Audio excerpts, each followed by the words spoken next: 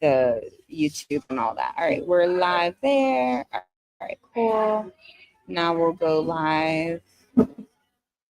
We'll hit our live button. There we go. All right, live on IG. We're live on IG. All right, cool.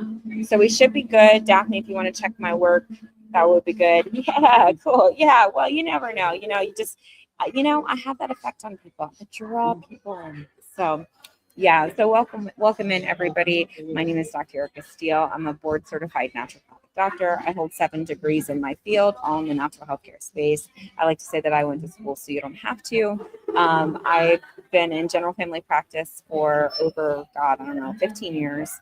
I used to have a family practice in Virginia for 15 years, a brick and mortar, and I closed it in 2023, moved overseas. I live in St. Lucia. I'm not in St. Lucia right now. I'm actually back in the States closing out my estate. So, so it's been an amazing ride. I've treated over 40,000 patients over the course of my career, and all data centric. So I trained with some of the most just brilliant minds in functional medicine, integrative medicine.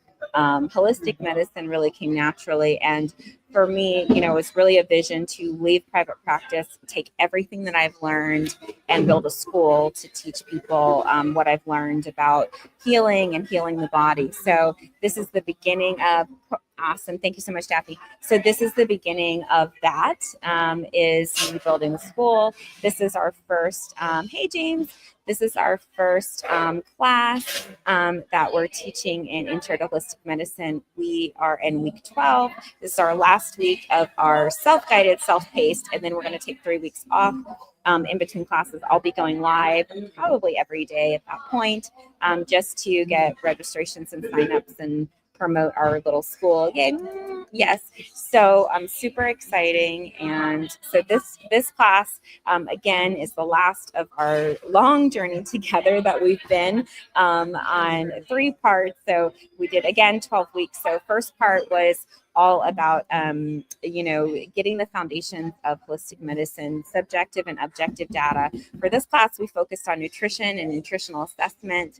And so we did a nutritional assessment questionnaire. That was our subjective data, which is what the patient tells us. And then we combined that with objective data, which was our salivary pH and our heart rate, checking our digestive process, and then also, hey, half eaten apples, and then also checking our stress. So we looked at that. We looked at modalities like nutrition. We looked at stress management techniques. We looked at movement as medicine, and we looked a little bit at supplements. And then the last 4 weeks was really about clinical practice and integrating it in, building either a 4 or 12-week treatment plan for ourselves or our clients. Remember, physician, heal thyself. So definitely start with yourself first and then work from there. On Wednesday of this week, we went over just kind of how to access everything, just to make sure everybody was aware. I have not put this week's coursework in because I've been all over the place, but I will get that in for you guys so you'll have it by the end of this weekend. And so today's class is all about integration. So I really wanted to teach you guys about what it means to integrate into a holistic practice, because we are so much in a consume per culture. We are so much in a addictive, I got to get this done culture. We're in a check it off the list culture. We're in a doing culture. So we're constantly doing, and making things happen. And we don't really know how to be and be present and be fully engaged and integrate what we're learning, right? Instead, we, right, exactly, hurry it up and fix it, right? Tap my foot, like, you're 5 minutes late, and it's so funny that I'm teaching this class this week is exactly masking the problem and all symptom management. Is that when I crash landed back in New York, I was overwhelmed with grief and emotion and this, again, this like weight, this heaviness, this constant, because I've been living out of the country for like 2.5 years. And so, it was like a lot to my nervous system. But New York is still my safe place. I love New York. So, we went from that to coming down to Virginia, which I like to call the plantation. And then it was like anger, like there was so much anger. And so I've had to kind of work through, yeah, oh my God, right? Like it was like, whoa, right? Like, and so working through all the feels. And so this is a perfect class to teach about integrating in back into the place. So thank God I leave here in a few days, but I'm back to my beautiful life and my beautiful husband in the Caribbean. So it'll be really, really good. So, but I thought it was like perfect timing. You show up when you need to show up, especially in this work, right? It's pretty amazing that way. It's just a magnet, and that's why I love it. It's effortless. And that's what we want to really teach people, is how to create kind of an effortless life of integration. So we're going to talk about the fundamentals of integration today. No, hold on. Let me go back to my, okay, here we go. So we're going to talk about the fundamentals of integration today. Yeah. Oh my, yeah. Well, Texas is none the wiser, right? Like Texas is America, so all right. So we're going to talk about integrating and what it means to actually integrate. If you're not familiar with what integration is, yes, exactly. It's okay, because we're going to integrate. This is our last class. We're going to take 3 weeks kind of off from our formal classes.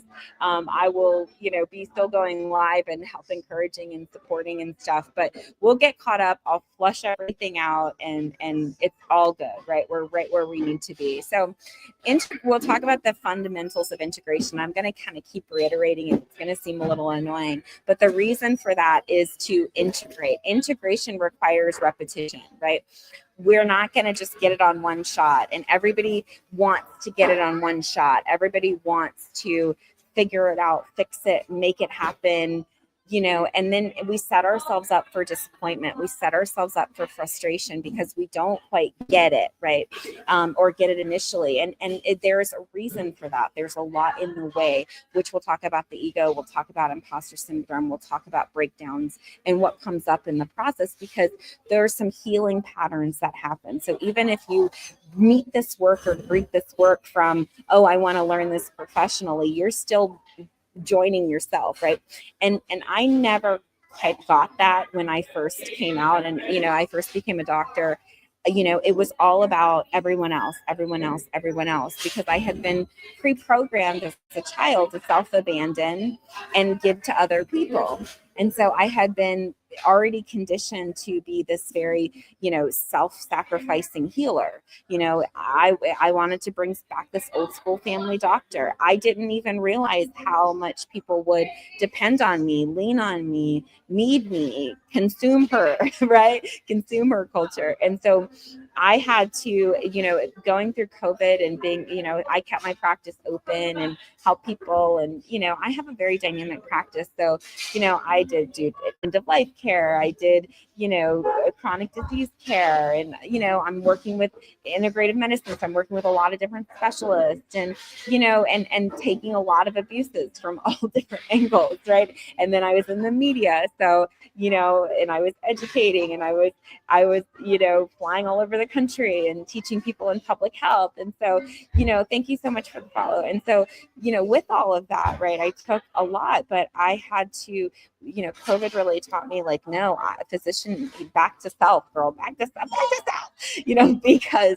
if I'm not pouring into me first, then I couldn't possibly show up for other people. But I definitely was like Operation Save a Hoe, like you call me, I'm there.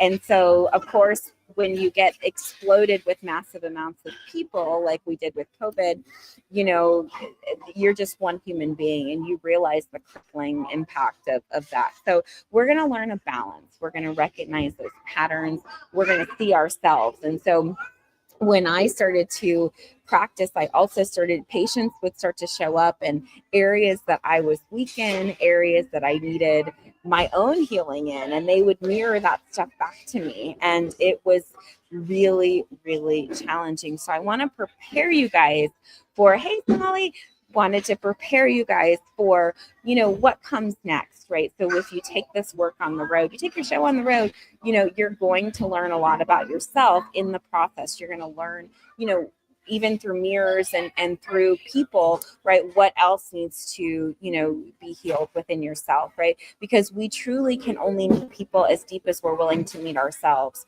And so what's going to happen is that people are going to show up literally in the exact place of where you're working on, and you're going to have to like work on yourself quickly to be able to be a leader and be a guide and be a teacher and to hold space, for other people. So I want to prepare you for that. All right, so let me get my next slide. All right, cool. So first things first, we're going to talk about absorption, not accumulation. Okay. So integration is about bringing in what we've learned.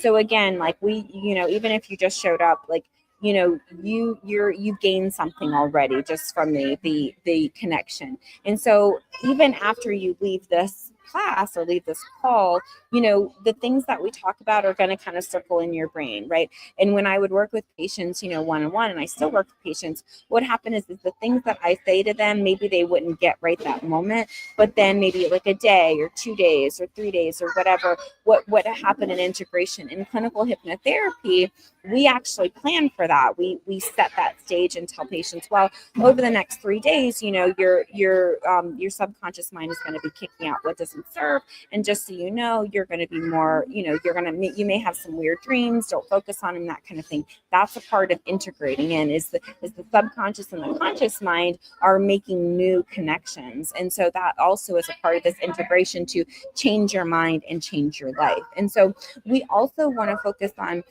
this is really, the some of our more studious people, like they want to kind of look at this almost as like a traditional class. And while it's very structured like a class, we also want to take this information and bring it in and turn it into a transformation. So it's not just about the logical aspect, it's the practical too. So it's, okay, I'm learning about nutrition, right? And so now I'm going to take these tools that I'm learned, half my body weight in ounces in water and 100 ounces of protein or 100 grams of protein a day. And now I'm going to try to put that into practice. And then I'm going to fumble with it. I'm going to struggle with it. I'm going to fail. I'm going to break down.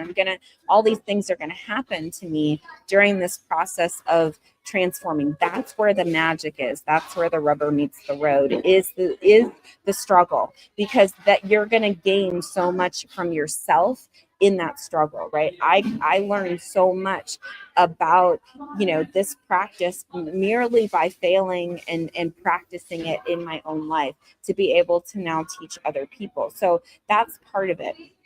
And remember, this is about embodiment, right? So it's not just about you doing, right? It's about you really being. So you who you are, right, is being, right? So you can choose something, right? So here we go. Lauren says, I know it's so simple, but it seems so hard to keep up with drinking so much water and getting that much protein. Yes, because there's no structure in place. If you don't have a structure to fulfill upon, to execute that, of course it's going to be difficult, because now you're having to use your conscious awareness to keep it going, right? So again, these are things that I learned. So I go, oh, if I have a structure for fulfillment, right? If I know I need 64 ounces of water, right? Then, okay, what's the simplest way for me to get that? I don't want to have to get up a million times. So I'm going to get a 32 ounce container and I'm going to fill that up twice, right? So I'm going to make sure it's clear, and I'm going to sit it on the desk. So I look at it and I can see, right? I even may get something that's already marked. And so I can see, so by 4 o'clock, if the thing is barely a dent in it, guess what I'm going to be doing? I'm going to be chugging some water, right? And so there are these little tools, right, to integrate this into your life, because otherwise, this is why I don't teach diets, because a diet fits on top of your life. It's very difficult. You have to manage it. It's like this and that. It's stress. But a lifestyle fits into your life, right? So like, as I've been coming back to the States, like you guys have been in with me on the ride. Like I did Wednesday's class from a storage unit. People are like, you're in a storage unit. But why? Because I'm integrating this into my life. Right? It's not just something over here and then I'm over here. This is something that I've brought in. I've brought you guys into my life. I've integrated you into my life. So I'm not a storage unit. I'm not a Starbucks. So guess what? I have to teach a class. It's 11 o'clock. Boom, right? Let's get it done, right? And so I'm integrating it in so that it makes it more of ease and more of grace and more of flow, rather than, oh my God, now I've got to make this and I've got to make a room for this and I got to make time for this and I got to fit this in. That's really just not how it's going to work. That's going to put too much stress on me. And I don't want that stress. So instead, I'm going to embody this, right? I'm going to hold on, teach me, teacher, as my husband says, teach me, teacher. So, I'm going to hold on to this and I'm going to be with this, right? And I'm going to embody a teacher. And what does a teacher do, right? They teach by example, right? They show their students how to be, right? Instead of me just telling you. I had so many professors that would just talk like almost like speak at us, right? So, and nothing against them, like they were fine, but like they're, you do this and do that and do this and do that and get this done and get that done and do this and do that. And I didn't really see them actually practicing it. And for me, it's a total red flag when I see people talking about holistic medicine or natural this or natural that, and they're either not being authentic, or they're being inauthentic, and or they're not talking about the struggles. They're only talking about the happy things. They're only talking about the good things. Or they're also only talking about the struggles, and we never hear like how they transform that. And so it's just kind of a stagnation. And so that shows me there's a lack of embodiment, and we want to embody these principles. And what does it mean to embody? It means, okay, I'm going to take it from my head into my heart, and I'm going to go through the struggle with it, and I'm going to make it work. All right, so let's go. Okay, so many people get into these cycles of frantic healing, right? And what is frantic healing? Frantic healing is symptom chasing. So what does that look like for most people? It looks like, oh my God, I have a symptom. Oh my God, I have a symptom. Oh my God, I have a symptom. Let me go to WebMD. Let me go to this protocol. Let me go to this practitioner. Let me go find this course. Let me go find this coach. Let me keep looking outside of myself for what's within self, right? And I did this for years. I mean, one of my, I call her my psychologist. She's a retired psychologist, but we she goes, "Oh, Erica, you're doing so much better. You haven't found another course or another degree to enroll in. You haven't found another coach to get. Like I have been through the gamut of coaches. Like even I just recently got married, and I remember I actually hired a love coach at one point, and to help me transform. I had this really horrible, really toxic relationship with this guy, and I needed a detox from him. And so I was working with her, and I was, we were doing good work initially. And, then I had to like process and integrate some of the things that she was saying. And I went to Belize to be able to like dump and process. And I'll never forget, because, she reached out to me. She's like, "How are you doing?" And I was like, "I'm really struggling. I'm looking at this. I'm looking at that. I'm looking at this." And she actually got offended and was like, "Wait a second. You're supposed to be manifesting your next partner, blah, blah, blah, blah, blah." And I was like, wait a second. Like, I am just leaving an abusive relationship, lady. Like, I need to like take a minute. I need to take a breath. I need to breathe. I need to integrate what we're learning in. Otherwise, I'm going to be with another damn love coach in 6 months. Anyway, she ended up firing me as a client, but I was really grateful, because, it showed me how much I had grown. I'm not in this frantic healing. It wasn't like, oh my God, now I've learned this, and oh my God, okay, now I need to throw this other thing, and now I need to go find this next, because I knew that if I didn't sit and was with the pain and with the struggle. She ended up saying that I was just happy being, in my pain and my struggle, or what, I don't remember, it was so long ago, but the reality is that you have to be able to feel the pain and feel the struggle first to make sure you're done with it, to make sure that this is it. right? If you don't stop and feel that stuff, if you don't allow yourself to integrate in, guess what's going to happen, right? Oh, I know, exactly. I was not trying to like slap a band-aid on it. And like, and then too, like what partner would I have manifested after? I would have probably manifested the same abusive madness. And so it just showed me her discomfort, her uncomfortability with emotion. And so of course it didn't work. And, you know, now she's all MAGA, so that makes sense. So anyway, so, you know, for me, it was like such a turning point for me. Yes, exactly. That shadow word. Exactly. So it's looking at the uncomfortable. It's being with that uncomfortable. And I don't think we stop enough in that. And so we need to take a breath and be in that and feel all the feels to be able to then go, I'm done with that. It's over. Let me turn the page. Right now. Also, too, there's another flip side to this, which we'll get into, which is the whole toxic positivity, which we totally will talk about, which is absolutely annoying, which I've got stories about that too. But that's when you're constantly like, oh, everything's fine, everything's great, everything's wonderful, everything's amazing, right? And or you identify as like, oh, I'm this Guruji healer. Right, exactly. Yes, this is a part of it. I'm this Guruji healer and nothing touches me and namaste and bullshit. Like whatever. Like, no.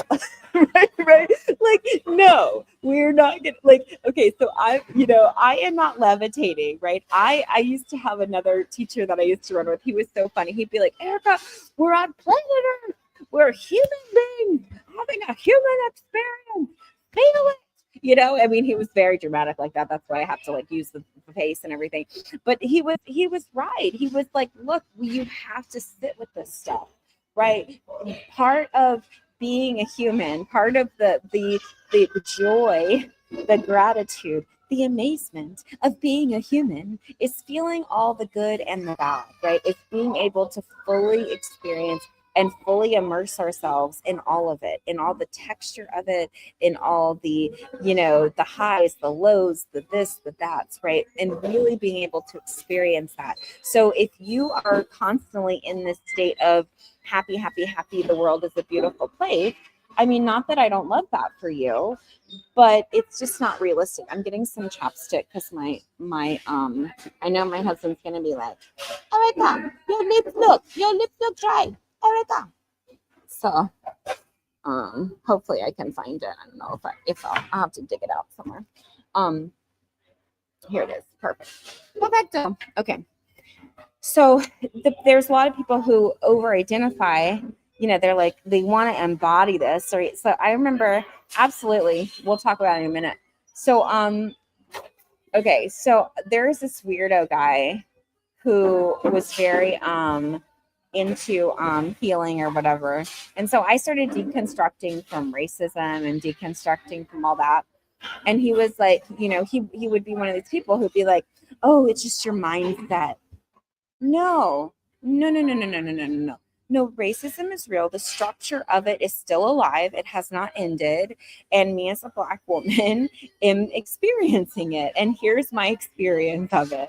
Your uncomfortability about that experience has nothing to do with me. That is where the whole concept of white fragility comes in, right? And so, but if I continue to not speak my truth, you are not going to be able to heal on your level too. And so acknowledgement is the first step in any sort of process, is acknowledging, yes, exactly, is acknowledging first and foremost that there is a problem. You don't have to know what the problem is initially, but it's just acknowledging that it exists, right? Not pretending like, oh, everything's fine. It's just your mindset. Yeah, when people call you the N-word, it's just your mindset. You should just be able to brush that off, So yeah, it's crazy. So with grief, right, we know the stages of grief, right? So we recognize that. So again, acknowledgement is the first part, right? Is acknowledging I'm in a breakdown, I'm in grief, right? So then we have to feel all the feels, right? There's the anger. Usually the anger comes first, right? The anger is like, because once you acknowledge it, then the anger comes, because then you want to self-protect, right? And so the self-protection you have to allow the anger. You have to learn how to be with the anger and be present with the anger, right? And so once you're present with the anger and you allow yourself to feel the anger as a protective mechanism, eventually the anger is going to come off. And then what's underneath? The anger is protecting those sad emotions. It's protecting the disappointment. It's protecting, the sadness. It's protecting all of those, heavier emotions, right? And so then you allow yourself to feel that, right? So a good conscious communication is, I give myself permission to feel this grief and it's okay. I give myself permission to be with my anger and it's okay. I give myself permission to be present with my anger and it's okay. I give myself permission to be with my grief and it's okay. For me, grief, yes, happy apples. I'm so glad. Grief really sat on my chest for a long time, and grief sits on the lungs, right? So it embodies in, hey, and so, it sits on the chest, right? And so it is a heaviness. And it also is in the lungs in the Eastern medicine philosophies. And so, we have to first acknowledge it, right? And so if you have a lot of, lung issues or congestion or things like that, it could just be grief. And for me, that grief had to just be there and me be present with the grief. I couldn't move it, meaning that I had to allow myself to just feel it and feel the heaviness and feel the burden of it. And I walked around with it for a long time. And there wasn't anything for me to do with it, fix it, change it, make it anything different. Because remember, that's that frantic feeling. Instead, I just had to be with it and accept it. Eventually, I could then go, okay, this grief, is something I created, right? And so because it's something I created, it's something I have power over, right? So now I'm going to see this grief as, still connected to me, but almost like just a friend. This is a friend that I have called in order to protect me, right? And so for that, then I go, okay, so now I'm going to create a complex. So this is now Jungian theory. Now I'm going to create a kind of a person that is going to embody this grief, right?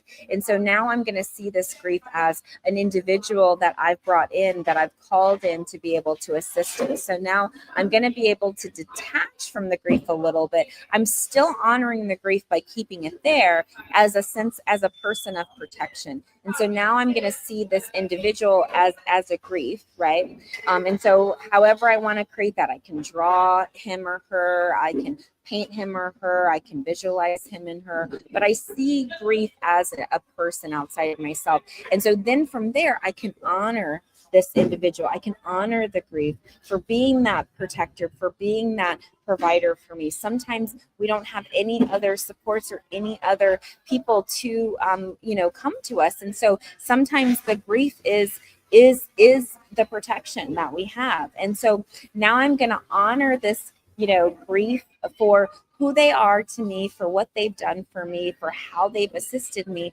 until eventually I feel safe enough to ask the grief to go, grief, thank you so much. I honor you. I bow to you. I love you. I'm so grateful that you've been here for me. However, I think I can do this alone now. I think I'm ready, right? And this is a slow process. Remember, this is integration. This is not frantic healing. Because frantic healing is, I have grief. I'm going to do these 10 steps to get rid of my grief. I'm going to do some emotional freedom technique. I'm going to do some meditation. I'm going to go to a yoga class. And, just like that, 3 steps to my grief being gone. Yeah, no, that's not how it works. So yes, exactly. And so when we're in meditation, right, we are going to see our grief as a person when we're ready, right? When we're ready. And so then as we see our grief as a person, we eventually honor our grief and we allow our grief to leave. And then once it leaves, it's going to leave a space, and we have to fill that with something. You may not be able to go from grief to joy. You may be able to just go from grief to happiness, or grief to neutral, or grief to peace, or grief to happiness. You get to decide, right? But this gets you out of the franticness of healing. This gets you out of the, I have to fix this and then fix that. Because when you do it like that, when you do 3 steps for this and 5 steps for that, what happens is you're not really getting it. It's performative and it comes back. And so I'm really into full transformation, not just, selling packages and programs and whatever. And so there's a lot of, warning signs that we get from, dealing with these emotions and in this frantic state, right? So burnout, frustration, disconnection, when you're constantly frantically going from one modality to another, or one course to another, or one healing practice to another, or one practitioner to another. When you find yourself in these constant states, right, those are perfect signs for us to know, okay, we're in this burnout loop of frantic healing. We're not actually integrating any of this in, so we need to stop and be present. We're in fact running from our emotions, which is common. Many of us do run from our emotions because we want to intellectualize them, right? We stay in our head because it keeps us safe in our head. We've learned to operate within our logic. And so when we're being called to go from our logic to the illogical, which is the emotional state, which we have no control over, now we feel, thank you for the sparkler, now we feel out of control. Now we feel very much overwhelmed. Now we feel like we're a mess. Now we feel like all the other conversations that perhaps we've been told about, we're not good enough, and here's all the evidence why, now all of that stuff begins to come up. Instead of us really accepting that this messiness is part of the human experience. And in order for us to heal, we have to go through this messiness. And if we don't go through this messiness, then we're not going to, be fully present. Let me know if it's glitching. I just had a text message come through, so it could just have been that.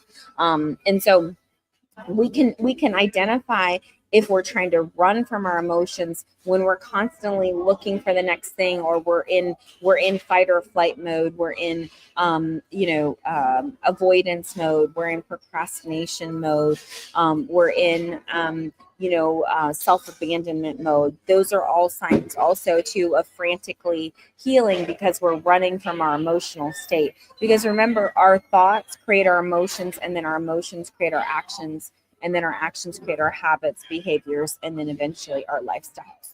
So let me know if it's still glitching. All right. So here's our next integration concept is toxic positivity. Okay, cool. All right. So this is probably one of my, I have to do the puzzle. Oh my God. It's so stressful, this puzzle. All right. So toxic positivity. I try to make it. So thank you. All right, cool. So yes, of course. All right, so toxic positivity, right? So this is a good one. I love this one, by the way, because the narcissist will grab onto this one, right? That wasn't a big deal. Just be fine. This is like the classic, like Handmaid's Tale sort of consciousness, like under his eyes, blessed be the fruit. Like all that kind of stuff. Namaste, right? But then they're like running, they're running you over with a car. I just got a text message too. They're about to run you over with a car on the way to yoga class, right? But then they're like, namaste, right? And you're like, wait a second, like I just saw you screaming and yelling at somebody, and you almost hit me in the parking lot, and now you're all like namaste, like that, like, is this even the same person? Like, this is not the same person. So we want to catch this, or you start to express actually how you feel, right? And I used to get this a lot in practice where, because I'm like honest, right? So people would ask me, oh, how are you doing? I said, I'm just not good. Like, I just feel crappy today. And they're like, oh, well, it's going to get better. You're going to be fine. You're going to get through this.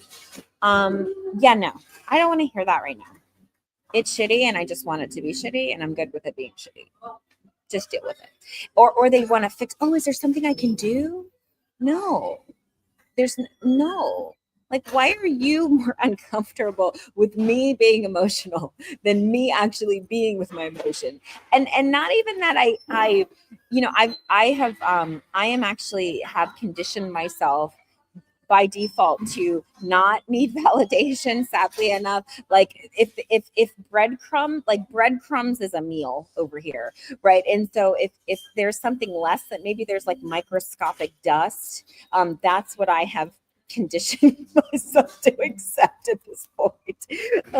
And so it's sad, because we often don't get external validation. And in fact, if we're that strong Black woman trope, right? We feel we're allegedly we're not to feel any pain. We don't feel any pain. We have no hardship. We're just strong because, and people just love to add more onto our plate. And so how dare you have an emotion? How dare you say this is too much? How dare you? Then there's this sense of entitlement. There's this sense of, oh, well, you're not as good as you think, I'm going to take you down a peg kind of thing. And so again, this is that pressure to perform, that pressure to be, and for many, many years, I wore masks in order to, which we call, code switching, right? Where, you want everyone to feel comfortable around you. And you want, there to be a buffer class around you. So you're the buffer and you're there to protect people's comfortability, right? But what that is you abandoning yourself, you invalidating yourself, you gaslighting yourself. And so you're not really being honest with how you're truly feeling. So then there was a phase of, now I go from not being honest, right, to self-abandoning and caretaking everyone else, because everyone else's needs, everyone else's emotions, everyone else's stuff is so much more important than mine. And so I can live off of less because I've conditioned myself to live off of less. So what I'm going to do is I'm going to accept crumbs and I'm going to give and give and give and give and give and give and give, right? Until you hit a wall and you can't give anymore, right? And then when you can't give anymore, then there's a problem. Wait a second, you've changed. Why aren't you so nice? What's going on, etc., right? And then it's like, wait a second, I wasn't being authentic, right? Yes, Touty Kisses, I wasn't being authentic. I wasn't being who I wasn't really using my voice. I wasn't really telling you how I was actually feeling. I was literally just self-abandoning as I was taught as a child and making sure everyone else was cared for and everyone else was taken care of. And then whatever scraps were left over, I would then give to myself. But that's not sustainable because you're constantly invalidating yourself, you're gaslighting yourself, and you're not actually, being in your true nature. So the first thing is when you start to shift out of that, right, what happens is that you lose a lot of people, but you lose those people that really didn't serve you to begin with. You lose the people, hey, you lose the people that, really were benefiting off of your codependent behavior and your people-pleasing behavior. So that's the first thing to go. And then you begin to find your voice. You begin to say your yeses and nos. And people don't like that. The egos don't like that. Wait a second, what do you mean? And again, I would again take that personal, right, and go, oh God, this person's reaction, why are they reacting and why are they doing this and why are they doing that? And then I'm thinking again about their own needs, trying to understand what's going on with them instead of me just honoring and being with myself and protecting my, little girl. And so my lived experience, right, if I would express and I would communicate, hey, this hurts or this doesn't work or this, well, I don't think you're seeing that properly. I don't think you've got too many needs. You've got this and you've got that and you're not this and you're not that, right? Instead of going, oh my gosh, wow, I didn't know that. And wow, I'm going to look at that. And oh, I wasn't intending that. I apologize. That's not what I meant, right? And so that is like a real quick way for you to see who's there for you and who's not. If you want to know who's there for you and who's not, start setting your boundaries. Start saying yeses and nos where you feel, and again, in the beginning, it's going to feel uncomfortable. You feel really almost afraid to do it because when you do it, you don't know what people's reactions are going to be. Sometimes people can have really visceral reactions. They can yell, they can scream. I mean, I've been cussed out like more times than I can even count. And so these are by patients, right? Not even family member. I mean, I've been cussed out by family too, but like when I would start to say, no, I can't do that. No, I can't pick up the phone at 10 o'clock at night for you anymore. I apologize. I need to kind of wind down. Oh my God, how could you? How much money am I paying you? Right. And they always want to leverage and use either money or use control or, oh, I'm going to give you a bad Google review. Right. And so there's some sort of weapon, right, that can be used to be able to manipulate. Right. Exactly. Right. Because we're afraid our nervous system kicks in. Hey, Fit Mom, our nervous system kicks in and it goes, oh my God, remember the last time you said yes, the last time you said no, this is what happened. And you don't want to go through this. It becomes a safety issue now. So what's easier? It's like, well, I'll just suppress it. I'll just, yeah, people feel money means that. Oh my God. Oh my Lordy, I have had so many people go, look at how much I'm paying. Like, I'm like, oh, wait a second.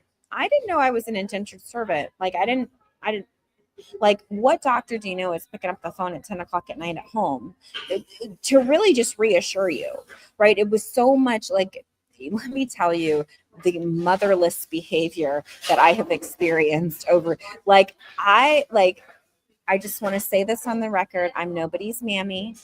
Okay. I don't even have the body type for a mammy. Okay. So what I don't understand. The thing is, but that's the role. Oh, it's like, I don't even really like breastfeeding. Like, I mean, I don't, and you're like 60, like 80, like you're 40, you're 50, you're like, get it together, get your lives together, but again, because so many of us were not truly nurtured, validated, loved, supported, all of these things as children. We grow up and now we have these emotional deficits that we look to other people to fix for us. And then when we go into relation with let's say a healthcare provider, right, and then especially a healthcare provider we're paying, we assume that they are supposed to serve all roles and all things, right? And I'm like, wait a second, my job description doesn't say mammy on it. My job description doesn't say that I'm going to, breastfeed you at 6, 7, and 10 every day. Like, I don't need to spoon feed you. I don't need to hold your hand through this. Like there are certain things. Yes, I give you and I support you and I encourage you, but some of this stuff is way over the top. Like you would not call, Dr. Goldberg, and request these things. Why am I now the lucky one? Right. And so, we have to then take back our ownership and our power. And that's what I learned. That's why I call Virginia the plantation, because, it was so easy for people to click into that foundation here because it's literally in the ethers and a lot of the epigenetics here. But true healing actually involves all of the stuff, all the things. You have to learn how to sit with yourself if you're healing, right? That means that you shouldn't always be reaching out to a phone call.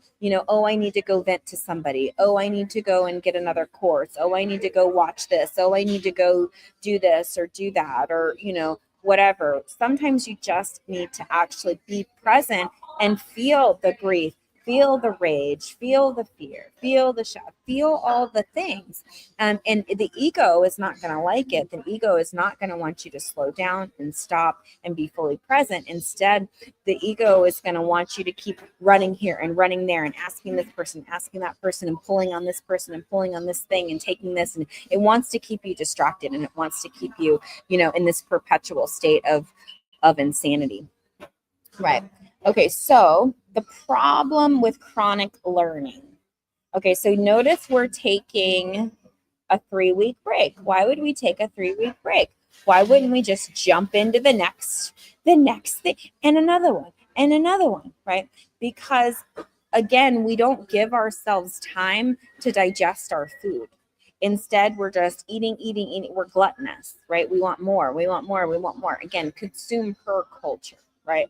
And so it's not about consumption. It's about integrating in what we've learned. So endless accumulation is, again, these people that don't want to sit with themselves, they're forever in a course. Exactly. You're forever in something, It's like, oh, we're going to first learn vitals, then we're going to learn rotation, then we're going to learn this. And the healthcare system, especially, like the healthcare system is like I remember I've done articles for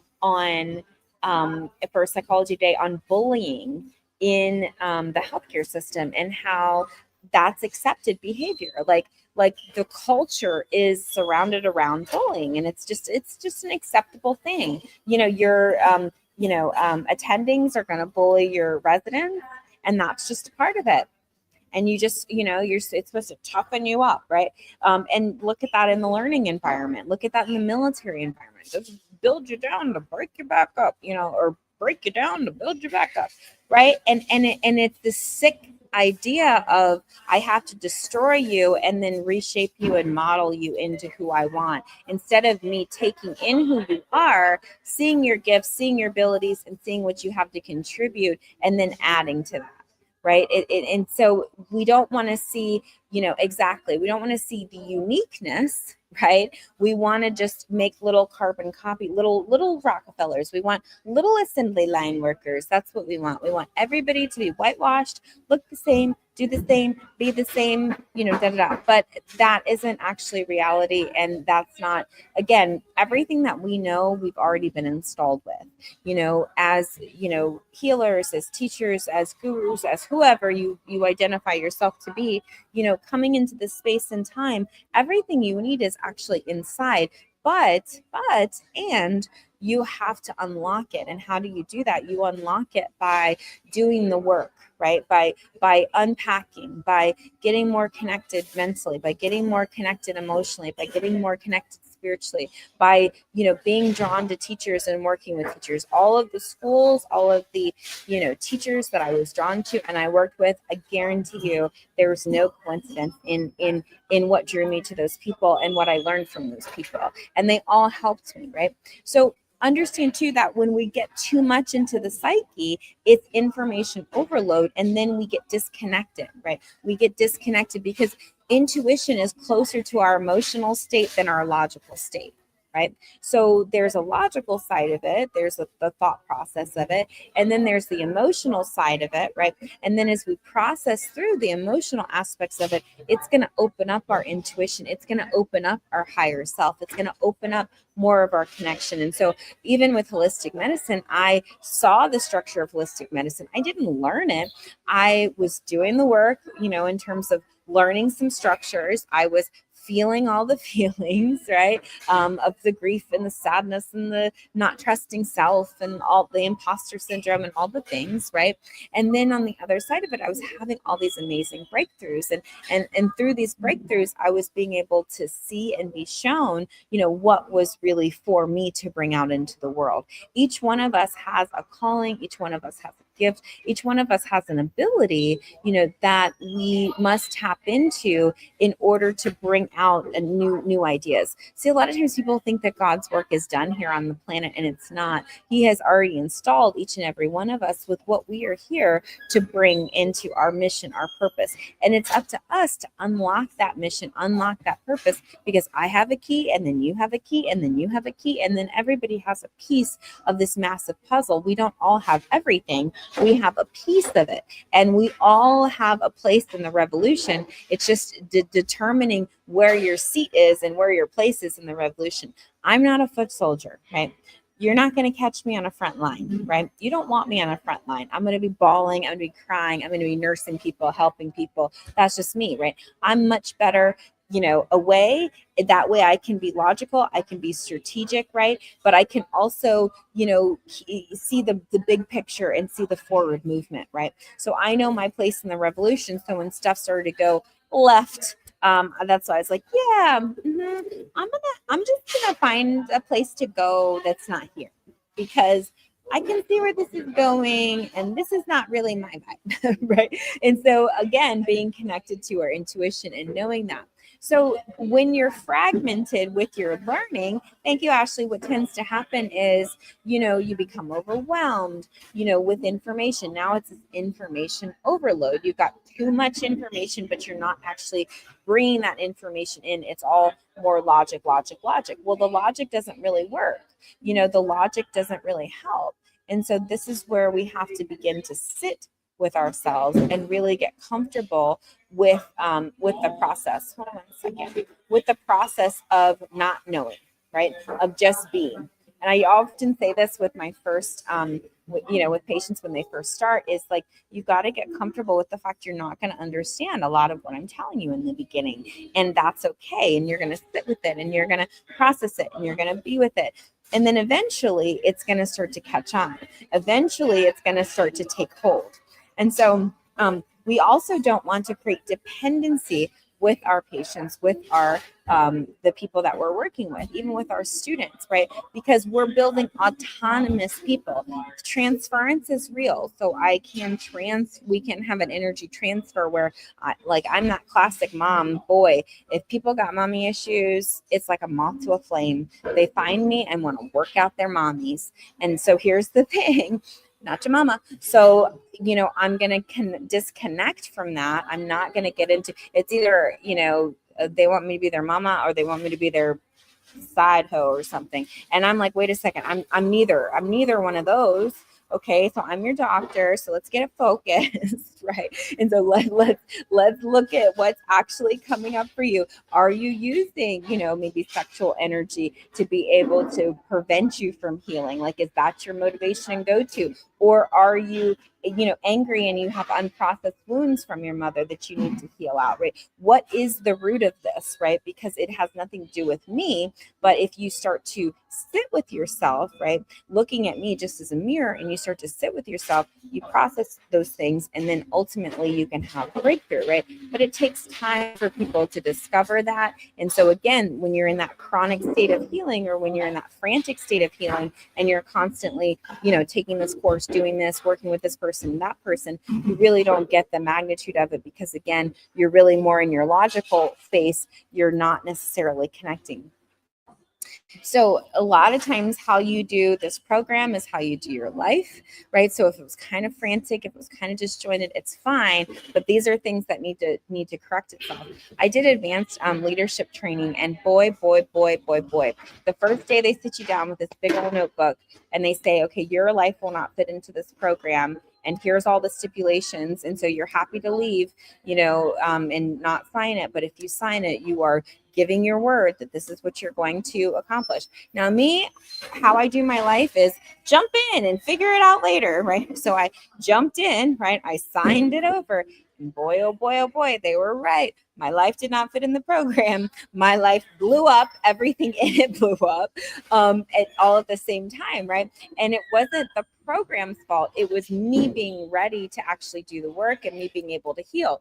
Now, I again was in the frantic healing. So I had my leadership course. Then I did all these other, I did a money course. I did a sex and intimacy course. I did a communication course. And by the time I got to the sex and intimacy course, I had realized I had not dealt with, processed my complex trauma. And so it was coming up really bad because, I was good with the sex part, but the intimacy part was like scared. I was like, no way. I don't want anybody near me. Are you kidding me? People are weird. People are mean. I don't trust anybody. So, I had to really kind of take a step back. When I got into my communication course, my second one, it was so funny. We're sitting in, we do the pair chair or whatever. So the teachers in the front, and they say, whatever, we're going to be talking about this, that, and the third. And then you're going to share with your partner, what you got from that and, how you, process through it or whatever. So I'm exhausted at this point because I have frantically taken all these courses, boom, boom, boom, haven't processed any of them. Hey, Frida, just crazy girl. And so I'm sitting in the pair share and the lady's talking and, I'm my face is probably I don't give a fuck. And so she's talking and she's going through and she's like, this problem and that problem and this problem and that problem.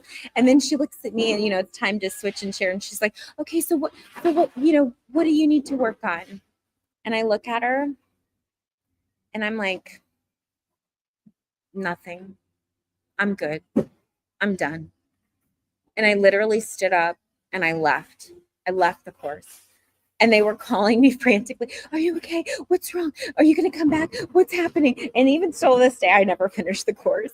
But it was this that I really felt the effects of this chronic healing, because in my world, I had learned that there was something wrong with me, right? There was something wrong with me, and I had to fix myself. And so I had gone on these like deep dives, right, of trying to find what was wrong until it just finally caught up with me. And I realized, wait a second, this cannot continue this way. This is not the way that things need to go. Okay. If I keep digging a hole to China about what's wrong with me, I'm going to be like 10 lifetimes with this. So I took some time off from all that and I just took a breath. Right. And then I had to deal with, oh, I'm a failure and I'm this and I'm that. And, all the drama comes up about that. Right. Because in my world, you have to finish everything. You have to do it, 150%. It's got to look good. It's got to sound good. It's got, all this like totally impossible standards and structures that really don't work. And again, this keeps you out of integration, and it keeps you further into the cycle and further into, the insanity. So let's actually talk about what integration actually looks like, because we've talked about what it doesn't look like. So rest and digest, right? So you may not have gotten week 3, right? Or you may not have completed week 10, or you may have not read through all the things or participated in all the discussion. And so maybe it's for good reason. Maybe it's because you needed to get some more sleep, or you needed to actually process what we were talking about, and so it's okay not to be in this frantic pace. So you notice it's a self-paced course. It's 12 weeks, right? Come as you are. As people come in week to week, I'm like, hey, come on in, right? By the way, if this is your first class and you want to register for the class, there's still time. You just go to the link in the bio, scroll down, and hit enroll. Do it soon, because it's about to be locked and sold to people. So if you got in for if you got in for free, good for you. I'm gonna have to, I've got 20 seconds on, or 20% on my phone, so we'll see how it goes. And so we want to really focus on, allowing yourself to remember, we can't heal in a fight or flight mode. We can only heal and rest and digest. So, take it all in. You also want to remember your foundations of health. Remember, physician, heal thyself. Your water, your food, your movement, your stress, all of these things matter, right? It's not about just piling on the information. This is not it's an academic class, but this is a very intuitive class. So it's a mind, body, and spirit class. So you actually have to embody this work and not just do this work. So my intention is to train top tier providers, top tier holistic professionals. These are people that have been vetted. These are people who do the work, practice the work, are authentic, and the people that know their shit up and down, right? Because we're being flooded now with the onslaught of practitioners who don't know what the hell they're doing, who are 3 steps to, hormone healing, 5 steps to digestive, balance, right? Buy our gut health program, buy our herbs, buy our this, buy our that, buy, right? And so my desire is to teach and pour into people who really want to be top tier professionals, that want to really embody this work. They're not just, there's a reason why I've been in this field for over 20 years. I've stood the test of time, and so when all the people have come and go, the fads have come and go, right? What's Dr. Steele doing? She's still hanging her shingle out. She's still coming on her lives. She's still doing her things. Do I get do I get thousands of people in one live? Absolutely not. But I do get millions of people over the course of the term that I've been doing, and I have steady controlled growth, right? Why do I like to do that? Because I don't like the franticness. I don't like, oh my God, now I've got millions of people, now I've got to, all this stuff, even with virality, right? Even with going viral, making sure that the structures are in place first so that those things can happen. So I really start small. So you want to also start small, start tracking small things, tracking your water, tracking your food, tracking your movement. And then as you're doing these things, you're stopping and reflecting, right? Okay, so when I drink all of my water, I'm obviously not fatigued. But when I don't drink my water, I am fatigued. Yay, who needs to drink more water today? Me, right? And so I am learning by practicing and by doing, but also by being present with myself. I don't have to like sit and to meditate. I can be in a meditative mode, in a meditative state of self-awareness at any time. I can observe myself at any time. And that again is a part of the practice of integrating, is observing yourself while you are in this practice, and observing the good and the bad, observing the struggle and the breakthroughs and the lessons that you get, and the slowness and the stillness and the struggles and the difficulty and this emotion and that emotion. That's really where your richness is going to come. And so we're going to live in a rhythm, right? In a flow. That's what a holistic lifestyle is about. It's about living in flow. So it's not about rigidity. It's not about force. It's actually about being in power. So you're not going to be reactive. You're not, oh, now I'm going to chase this. Now I'm going to chase that. It's like, no, I'm going to practice my water today. I'm going to see what shows up for me that gets in the way of my water. I'm going to see if I'm successful with my water. Right? Ooh, speaking of water, I'm definitely going to have to get them, so I've got a little bit yet.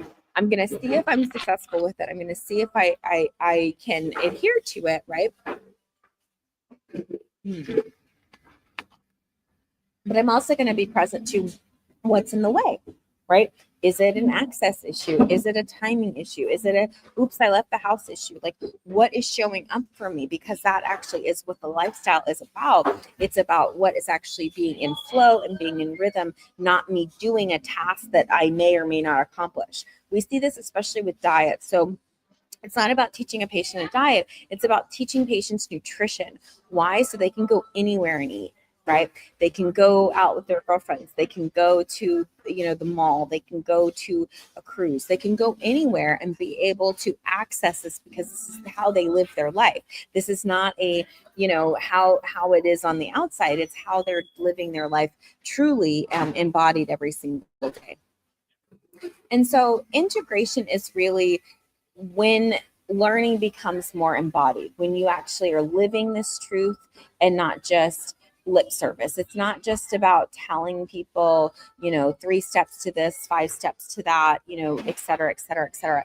It's really about you actually being fully engaged to the struggle of it, to the breakthroughs of it, to the breakdowns of it, to all aspects of it, right? It's the richness of the experience of living in alignment, of living a holistic lifestyle. And so being connected to how your nervous system responds, being connected to, how your skin feels, being connected to how your digestive system feels, being connected to, how, your bowel movements are going. It's being connected to all aspects of the practice, right? And it doesn't stop, right? It really happens, during everything, during your sleep, during your breathing, during your rest, right? And so otherwise what happens is that, hey Tam, is that welcome, and is that you're without integration, this is just cerebral, right? So it's like what is his name? Dr. Joe Dispenza. So one of the I've never really gotten into him because it was so logical. It was so, all you have to do is just change your mind and that's it, right? Well, I'm like, wait a second. Okay, so I can sit there and affirm my ass off. Like, that's all, like, I'm so this and I'm so that. Like, I can do that all day long. But there's a disconnect between, like, but my emotional body's like, but what? Huh? What are you talking about, girl? And so for me, way too logical. That is that surface level, right? That's not integrating. That may work for him, but that definitely is not going to work for me. I feel everything, right? Everything. And so I have to reconcile between my logical brain and my emotional brain. The pain body, as what is his name says, I can't remember his name. And so, I have to be able to go, okay, my brain is telling me this. My body is telling me this. My nervous system is telling me this. My emotions are telling me this. Okay, so we need to get the committees, right? We need to get all the committees, and my inner child's telling me this. And, my unhealed, 19-year-old is telling me this. And, there's a lot, after a while, there's like a whole committee of people. And I have to get all of these people, these entities, these thoughts, these feelings, these ideas and perceptions, I have to get them all integrated into one place. And so they all have to agree in order for me not to sabotage myself. And so this is where it requires me to have full trust, right? Yes, exactly. We are multidimensional human beings. This requires me to actually be in full trust mode, to be able to decide, right? Okay, so I'm going to work on my mind maybe for a little bit. I'm going to work on my emotions maybe for a little bit. I'm going to work maybe on my sleep for a little bit. Hey, Brad, I'm going to work a little bit on, let's say my rest and reflection, because even just the process of resting, right? That conjures up so many different thoughts and feelings and ideas, and who am I to rest, and how could you rest, and you can't rest, and you got to keep working, and so then it gets into hustle culture, right? And so even just that practice of resting, hey, maybe queen, even that practice of resting is going to bring up so much to be able to deal with. And what's that so much? It's the mental, it's the emotional, it's the psychosocial, it's the spiritual, it's the nervous system, right? Just even me saying resting brings up guilt. I'm like, and it's very low level, but I'm like, oh God, I feel guilty for resting. Resting, I should be a machine. I should be, blah, blah, blah, blah, right? Because that's our conditioning, right? And so me honoring that, being present to that, me pulling in and allowing myself to feel all of those aspects of myself and being honest with myself and fully embracing my terrain, right? Because remember, in terrain theory, it's the environment we put things in. We don't realize that our thoughts and our feelings, that's all part of our environment. So we can do the best diet, and we can do the greatest supplements, and we can do the best workouts and all the things, right? But if we don't change our thinking, we don't change our emotional state, guess what? It won't work, right? My former partner who passed away, he was like amazing specimen, six pack. So, when he was diagnosed with bladder cancer, he had like a six pack, super fit, nobody would have suspected, right? But unfortunately, he was really, I always say he died of being pissed off, right? Because, he was so angry, and he would never let that anger go. And his anger was directed towards his mother. And he held on to that and held on to that and held on to that. So none of the physical things that we would do would even be effective. Why? Because it couldn't override the anger, right, that he was feeling, that he was unwilling to let go and unwilling to process. Why was he unwilling to let go and unwilling to process it? Number one, what do we say about anger? It's a protective mechanism, so it protects you from vulnerability, right? And so also too, it's sometimes people have difficulty just allowing themselves to feel. But once you let go of that anger, once you acknowledge it and sit with it, and then eventually let go of it, you're left with yes, exactly. Yeah, click a link in the bio, scroll down, and there's a hit and roll, and you can go ahead, do there. What's underneath that, right, is all those vulnerable emotions that you're trying to protect: the sadness, the powerlessness, the helplessness, the hopelessness.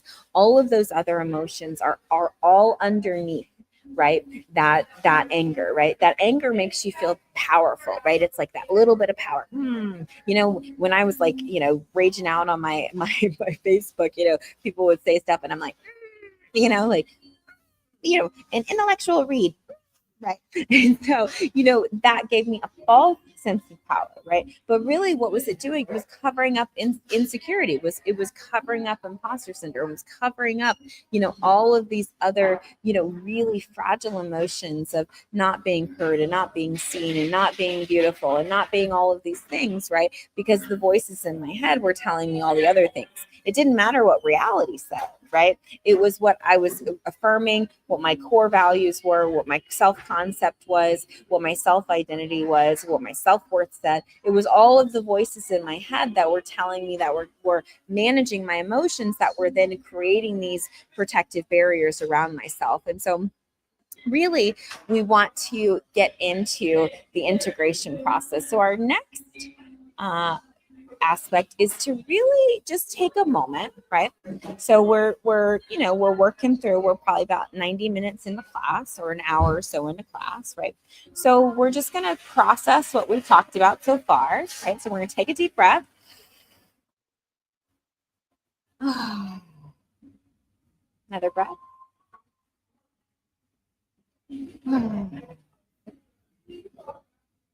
So now you're going to visualize, imagine, picture, and pretend with your logic, your voice, your reason, your very keen and specific decision making, right? One thing from the course that actually stuck. So was it maybe the water? Was it the thought process? So what part of this course, whether it's this today that you've been listening or the whole thing, that's actually shifted the way that you live? And it could be something so subtle, even just showing up twice a week on time, like, or, just being present, or finding community, or, for me, it was really being able to, and I've always loved this, but being able to, yes, drinking more water again. I've always loved to be able to put, right, what I've learned into a structure, right? That feels so good, because I know that's my calling, is to put these things into structures to teach people. This was my intention, was to build my legacy, right? And so we're at the beginning of that, right? So that when we are, when I have long since passed this world, people will still know the impact that I've made on the world. That generations, right, will be using the work that I am teaching, right? And so, that is one of the things I've had to stay committed to, is, it's not necessary. It's never been about, the financial gain. I've always known the money will come. I'm not motivated by that. Awesome. Yes, exactly. Showing up regardless, right? It's going, okay, I'm going to come in. If one person shows up, if nobody shows up, I'm going to put these structures in place, because I know that this work really matters. I know that I have a unique perspective. I know that I have, some things that are not out there in the world, and I need to get these out. So I'm gonna keep showing up, and I'm gonna keep practicing this, and I'm gonna put, and eventually, right, the right people, the right spirits, the right soul, the right, thank you for the roses, the right whatever is gonna show. Because it always does. It always does. It always has and always does. I started off my practice and literally did stuff like this. They didn't know really a lot about natural medicine, holistic medicine. And I used to go out to little events and set my table up and talk to people. And, and I did that over and over and over again. And then eventually I blew up. And then I was on TV, and then I was this, and then I was that, and then I was this. So now, going from just a state level and a national level to a global level, I do the same practice. I'm going to show up. I'm going to be myself. I'm going to share my work. And now I have such a new profound liberation behind my work, because I'm so much more integrated, because I've done more deconstruction about who I am and what I am and who I stand for and what I stand for, right? That I couldn't possibly have brought this authenticity to the party.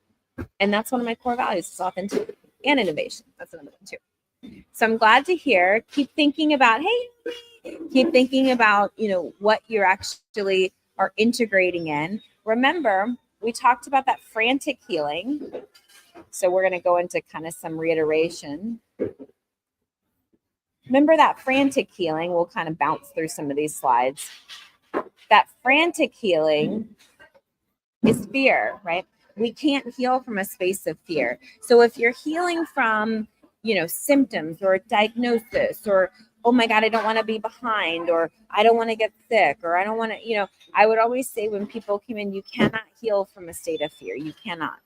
If I'm afraid that I'm going to catch something, or I'm afraid I'm going to get something, or I'm afraid I'm going to, hey, loving NYC, I'm afraid, right? Fear is not a consciousness of healing. Only love is. I have to love myself enough to treat myself well, I have to love myself enough to recognize that I'm more than this label. I have to love myself enough to know that I can heal myself, that I can, transform my own healing, right? And so also in that same vein is that urgency model. So in conventional medicine, it's all about fast, fast, fast, fast. Oh my God, something's wrong, fix it, right? That again keeps you in that fight or flight mode. You cannot heal from that space of fight or flight. You can only heal from a space of rest and digest. So I have to recognize that I'm already healed. There's nowhere for me to get to. There's nowhere for me to go, right? And I also don't need to walk around and go, thank you, Carla, Carl, excuse me. I am my diagnosis. I am my disease. I am my symptoms. I am my, or I'm always healing. I'm always in a self-help, whatever, right? We can't heal from that state either, right? Because that's not a state of healing. We have to accept that we are already healed and we are just catching up to that, right? And so also too, we can't heal from a state of exhaustion. So if you're constantly, I'm trying to do this, I'm trying to do that, I'm trying to do this, I'm trying to drink water, I'm trying to eat healthy, I'm trying to, do this, do that, you're never going to heal from that either. And I know it's like, but I have to, but why? But why? Why don't we just sit and be first? Why don't you sit and learn how to just be? And if you begin to learn how to just be, you're going to be that much closer to healing than if you're, oh my God, I'm trying to prevent this disease, or oh my God, I got to rush to this treatment or rush to this course, or oh now I'm this diagnosis, or I'm this disease, or I'm this symptom, right? We can't. Sometimes before I even meet people, or talk to people, they're like, oh, I'm, fill in the diagnosis. Right. I'm fibromyalgia. I'm hypertension. I'm high cholesterol. Right. I'm like, okay, what's your name? What's your name? And how's your health? Right. Let's talk about your health first. Let's talk about how you're caring for yourself, how you're nurturing yourself, how you're loving yourself. Let's talk about that first before we get into all these other labeling systems and all of these other things. Remember, we also talked about toxic positivity. Right?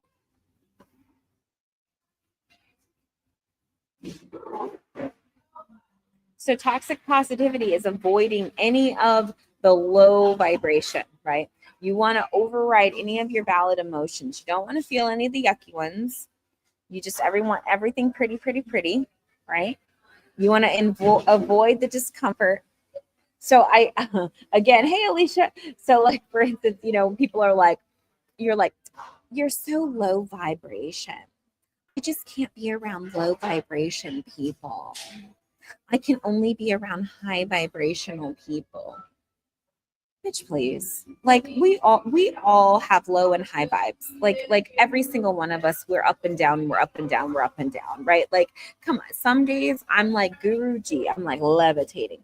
Other days, I'm like, fuck these bitches, like and it's an up and down, right? And that's good, right? I used to have no highs and no lows. Why? Because I was shut down. When you are emotionally shut down, you feel nothing.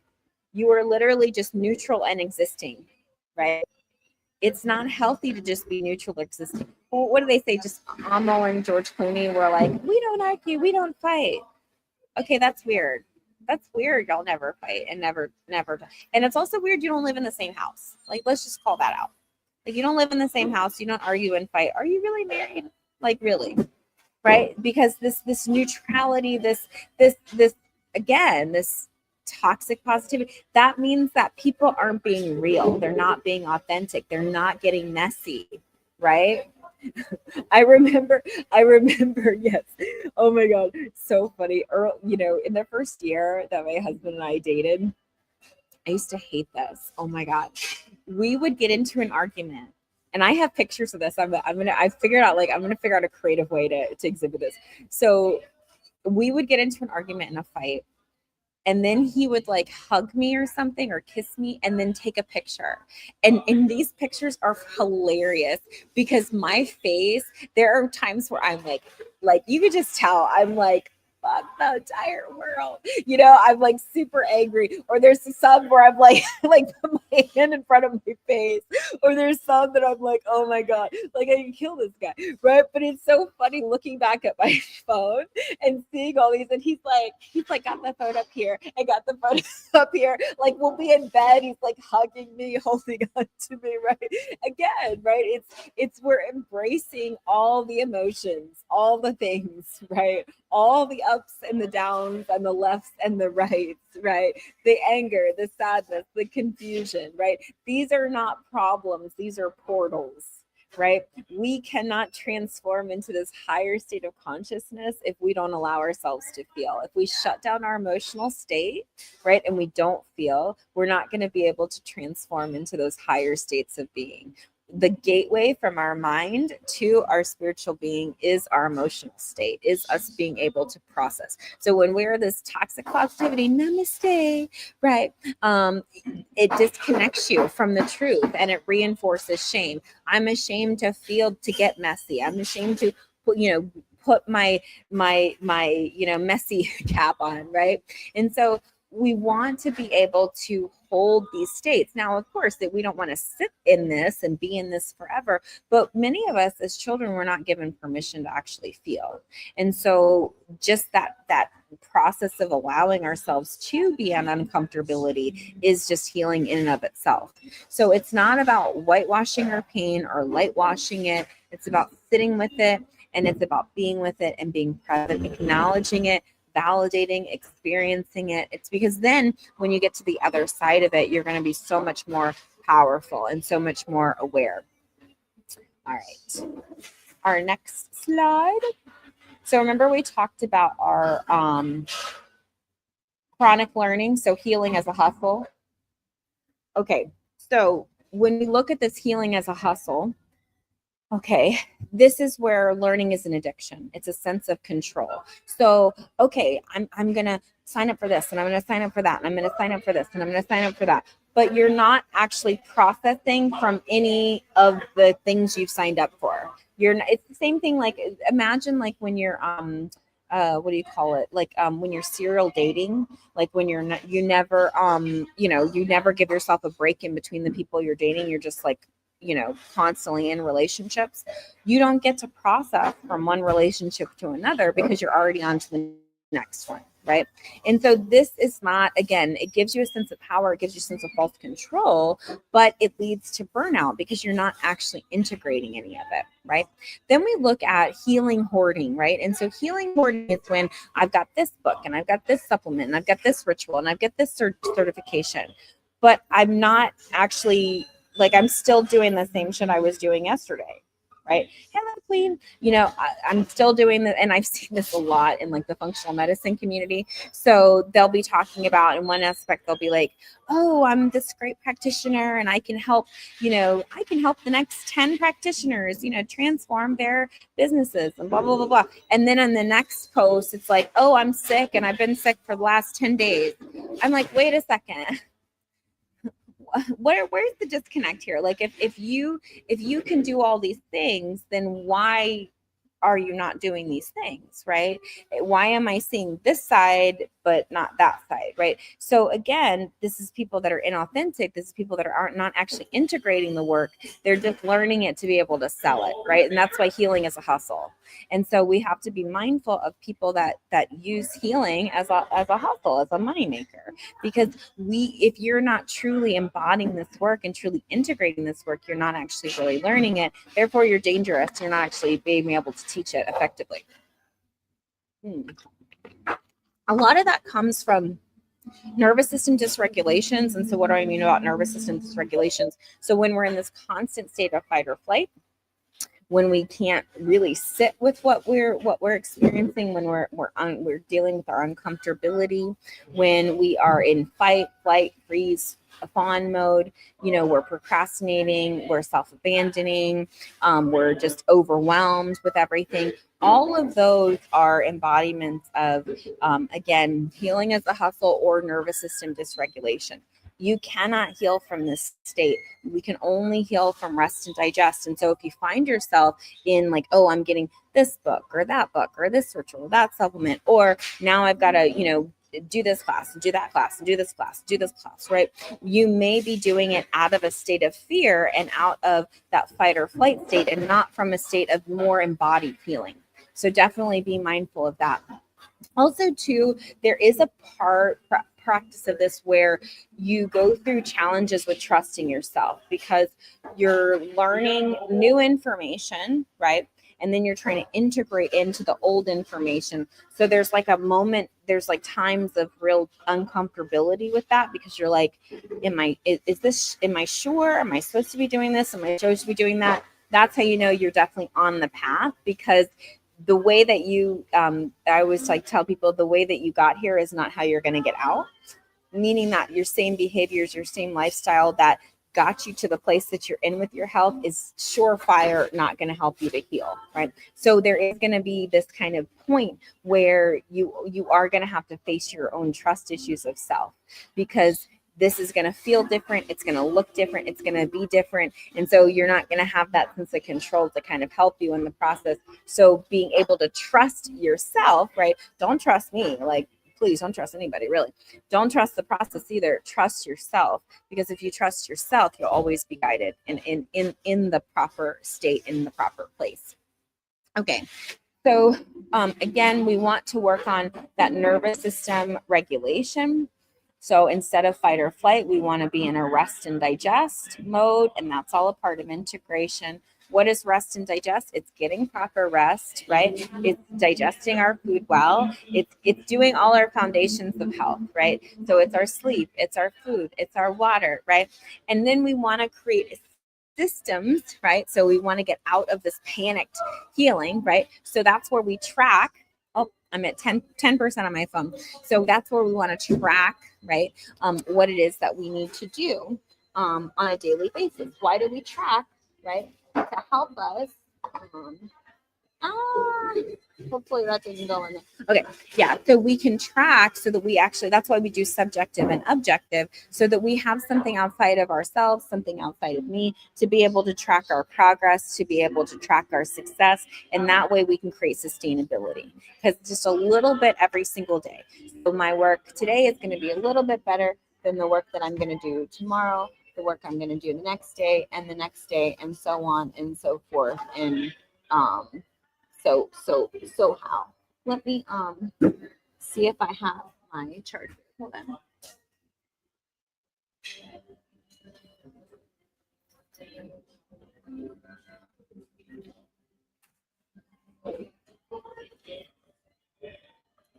Let me see.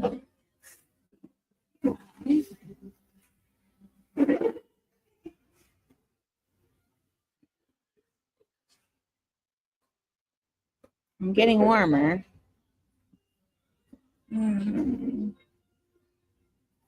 Yeah. I don't think that my charger will work. Okay. Cool. So we'll try to speed through this. So once we get out of that fight or flight state and we move into more of a rest and digest, that way, because in the beginning it's all going to be frantic, but that's where we calm down. we start to track our progress. We start to look at our subjective. So that's when we do the questionnaire. Our objective, we're testing our pH levels, right? And because it requires us to be in that rest or digest. Now we're building stability over, days, over weeks, over months, right? And so now we're seeing the shift. So now it starts to become more of our lifestyle and less of this frantic, oh my God, I got to do this, I got to do that. Otherwise, you're going to just do it for a couple days and then abandon it because something else is going to come up. Something else shinier, prettier, more fun is going to show up. And so again, that's not how we want to heal. We want to heal really deliberately, really intentionally, and these things can take time. Okay, so retention without force. Some things we're going to get instantly, and other things are going to take a minute. So some of our concepts we're going to get right off the bat. It's going to make sense. Oh yeah, that's right. I'm going to get out of this fight or flight mode. It makes sense. Boom, right? Other things are going to take a little bit more time because our nervous system is addicted to the dysfunction. It's been dysregulated for a long time. The brain chemistry has its own neural pathway set. And so our reticular activating system has kind of agreed, right? Our subconscious conscious has agreed that certain lifestyle behaviors are acceptable, right? And so it may take a little bit of time for us to deconstruct those, agreements that we've made out of self-protection and then be able to take on something new, right? And so this often can look quiet and look unproductive and doesn't always have this glamour, this, 3 steps to this and 10 steps to that. Sometimes it's just learning how to cut people off. Sometimes it's learning how to not go on Facebook and rage against the machine. Sometimes it is about, learning how to take a nap, right? In the middle of the day, like me leaving and moving to the Caribbean, I had to really learn how to just take naps when I was tired, right? And not try to, okay, one more thing. Okay, one more thing. Okay, one more thing. I had to learn of, okay, no, my body, my mind, I'm going to go and take a 20-minute nap. I'm going to go take an hour nap. I'm going to go let whatever it is need to pass so that then I can show up and be more fully embodied and fully aware and fully present, right? And so it can take a little bit of time sometimes for these things to occur. So again, this is all part of integration, retention without force, regulating your nervous system, and then also too, not having it look a certain way. And especially too, it's not going to always look like productivity. It's not always going to look like achievement. It's not always going to look like what you're used to it looking like. You're not going to check a box. I always used to say, you can't put your health on a to-do list. You can't just check it off. Oh, I got this done today. Oh, I got this done today. Some things you can, right? But other things you can't. Other things you have to actually feel and experience. And those things can't go on a checklist because you're being, right? We're not human doings, we're human beings. So in order for me to use the least amount of energy in my human being, right, I need to be fully present, right? So mentally, emotionally, physically, because I'm not going to force myself to do these things, right? So if let's say I have a lot of emotional upset going on, I'm not going to force myself to eat well, because why? I've got to deal with this emotional state. I'm going to conserve my energy and focus on my emotional state and focus on that transformation first. And as I do that, what's going to happen is it's going to make the food much easier. Then I'm going to nourish myself in a better way.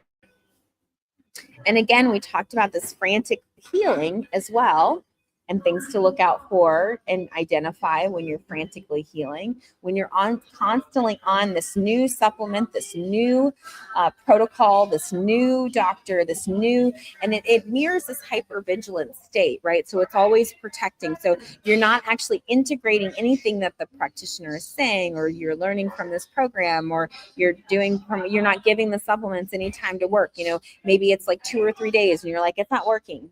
I need something else, or I need need something better, or I need something, it takes time, for your body to actually catch up with what you're doing. And so we want to move out of that hypervigilant state, out of that burnout mode, because again, we can't heal in that fight or flight state. We can only heal and rest and digest. Another thing is if you feel like you're never doing enough, right? That's where that frantic energy and frantic healing comes from. It's like, oh, it's a trauma response, right? It's like, oh, I need to make sure I'm doing this, or I need to make sure I'm doing that, or I need to make sure I'm doing that.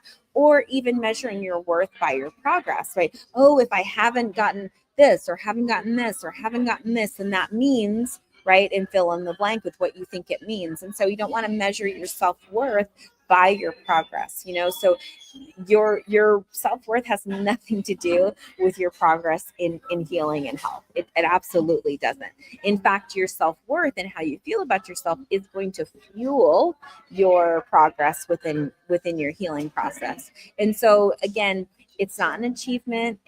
We're not going to deconstruct that attachment. It's not, an absence of your character. If you don't drink enough water, it's not meaning you're a bad person. Or, if you don't, eat enough protein, doesn't mean that, now you're the worst person ever. It just simply is like, okay, there's an effort. You're trying to make some sort of success out of it. And guess what? It's not occurring for whatever reason. And we need to look at the breakdowns and assess those and really get present to them so we can elicit a breakthrough. Otherwise, again, you're going to be in that frantic healing state. And then as a recap, we talked about the toxic positivity, one of my favorites, honestly. Namaste. So these are people who, again, the struggle is not, we're not supposed to struggle. It's supposed to be all happy, happy, happy, right? We're supposed to be high vibe all the time. How dare, if you're not high vibe, I need to be around only high vibe people. And if you're low vibe, I can't be around you. Give me a break, because this is not performative. Healing is not performative, right? Healing is real. Some days I'm going to be happy. Some days I'm going to be mad. Some days I'm going to be sad. Some moments I'm going to be happy. Some moments I'm going to be sad. Some moments I'm going to be glad. These are some of these moments, right? But suppression of these emotions like grief and anger and sadness is not healthy, right? So pretending like everything is amazing. Hey, Salad, thanks for coming in. Everything's amazing. It's you gaslighting yourself, right?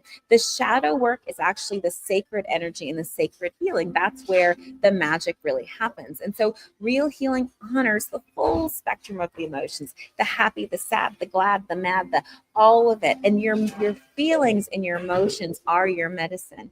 That is a really kind of a gateway. I have learned the most about myself by allowing myself to just simply feel and not taking a judgment about it, not trying to fix it, not trying to change it, not trying to make anything different about it, just sitting with it and being with it and processing it, and not being in the group think of it, not having to call everybody and talk about it and therapize myself, but rather just allowing myself the space, the energy to feel, right? Because I need to feel and see my own emotions. I need to hear my own emotions. When we don't heal, when we don't heal by bypassing pain, we heal by walking through it. So gently, truthfully, and without shame. When we bypass our pain and we choose not to feel it, we're keeping shame alive, right? Because we're saying that, it's not healthy, right? It's not safe to feel. So I'm going to compartmentalize my feelings. I'm going to feel ashamed of my feelings. So I'm going to keep them alive, right? Instead, instead of the alternative of, I'm going to allow myself to sit with them, allow myself to be with them, allow myself to go through this, right? And my brain is going to go crazy. My ego is going to go in 1,000 directions. Oh my God, don't do this. If you start doing this, right? Because it's designed and it's structured and we're trained to self-protect, shut it down, compartmentalize, and keep it moving because we're always in survival mode. But we have to slow down and we have to stop and be present fully to experience what we're feeling and then be able to move through it and process through it. And remember, we talked about these chronic courses. This is one thing I really, oh my gosh, I cannot even tell you how many courses I've taken. Right? It's embarrassing, right? Because, I was like, oh, it's got to be some, it's got to be in something. I mean, literally, I'd be signing up for the next thing, the next course, the next webinar, the next thing, right? And then again, and not really, because I'm like, my if I understand it, if I logically get it, then it'll be fine. If I understand it, then it'll work. If I understand it, right? But my understanding really did very little for me to actually process and move through it. It was about me getting out of my head into my emotional body, feeling all the feelings that I needed to feel. And then ultimately, that's where the healing began, because on the other side of my emotional embodiment became more of my intuition and more of my integration into self. So we want to make sure we take some moments, we take some time. So again, in between courses, we're going to take 3 weeks to allow ourselves to integrate in. This is going to allow the nervous system to process everything. It's like, oh my God, now the next one, right? No, we're going to take 3 weeks. We're going to get ourselves embodied, because inevitably there's stuff that we miss. There's stuff that we need to get. Awesome tally kisses. There's stuff that we need to go pick up, and, discussion topics we need to do, whatever, right? And so the more information, right, it does not equal more healing. So just because you keep filling your cup with more and more and more doesn't mean that now all of a sudden you're gaining more insight. No, you've got to stop and pause and let in what you've actually done. So take breaks, go slow. Remember, rest and digest, not fight or flight, right? We're resting, we're digesting. You'll notice I take a little bit of time off of the TikTok. I don't always, I don't do morning flow every morning. I kind of check myself every day. How do I feel? Obviously, I've been traveling, so, not on morning flows, but when I'm so excited about coming back to morning flow, I'm like, oh my God, give me back some morning flow, and so, but taking those breaks allows me to not only appreciate myself in the process, but appreciate, everyone in. Remember that fight or flight state, the nervous system, right?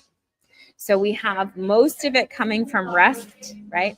So that dark color is your parasympathetic, that is your rest and digest. Your sympathetic, which is that lighter pink, is the stress response, and then your freeze response, right? And then your fight response. So remember, healing can only happen in that parasympathetic rest and digest. It can't heal under stimulation.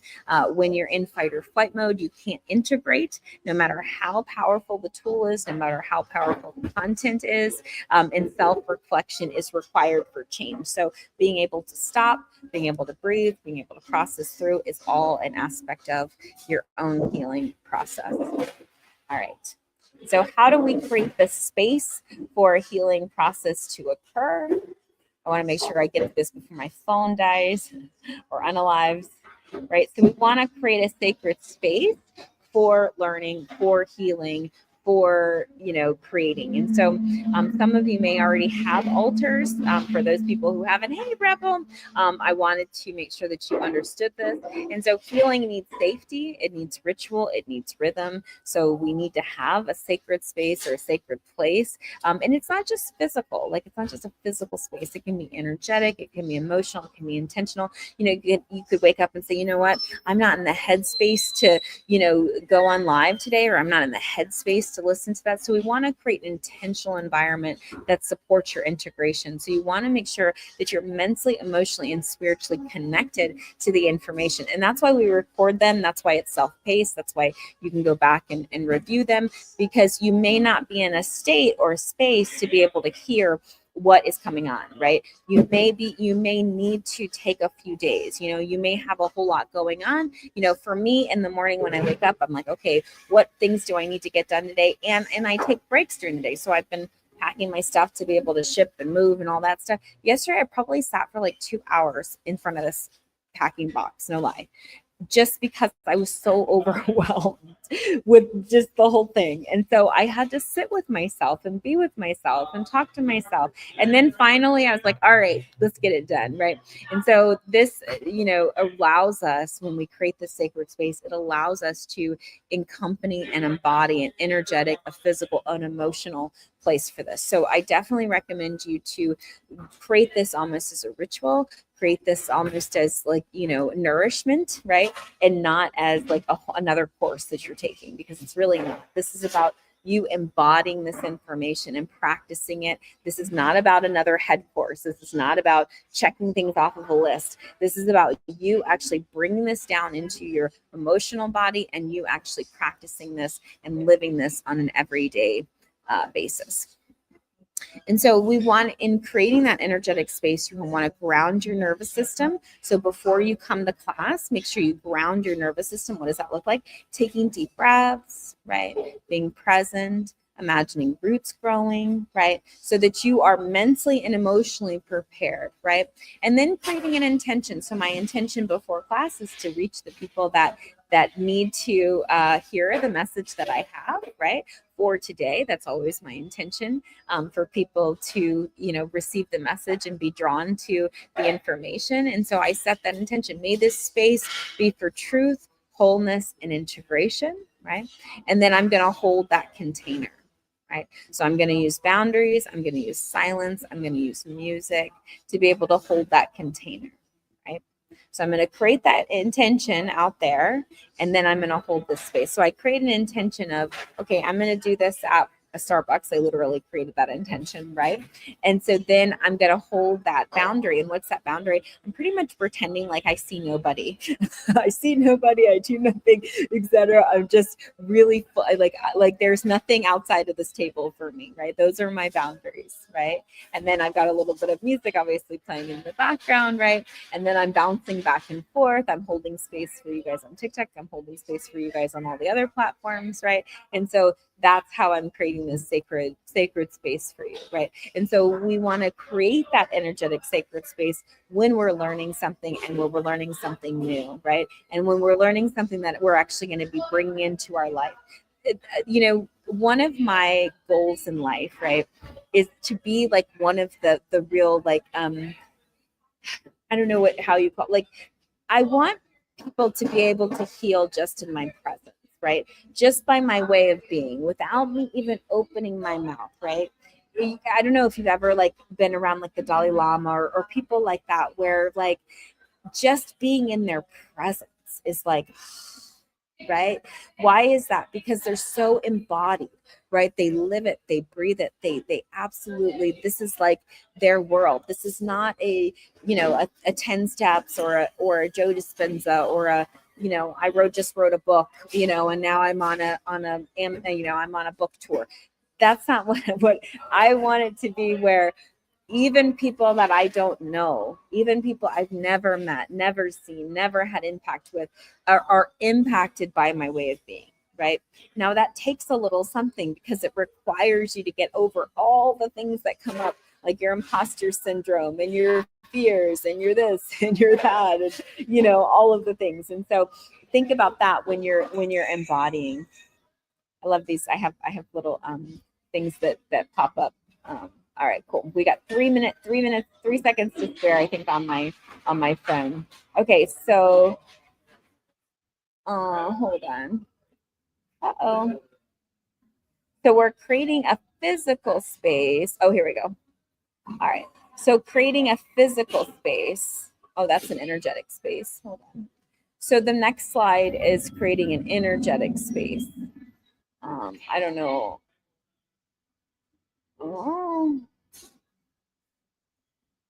All right, yeah, physical space. So when we're creating physical space, we want to minimize distractions. So no interruptions, technological distractions as I'm checking my things, right? We want to shift the energy. Perhaps we want to use some candles, some aroma, nature, different symbols. This is how we create a sacred physical place. We want to designate a place, whether it's a corner, a mat, or a chair, right? And these are all things to practice for ourselves, whether it's to nourish and give to ourselves, or it's to just create a place for our own healing. This is kind of how we do it with a physical location. We can have things that remind us of things that, bring us joy, etc. Those are all part of the process. Let me see if I...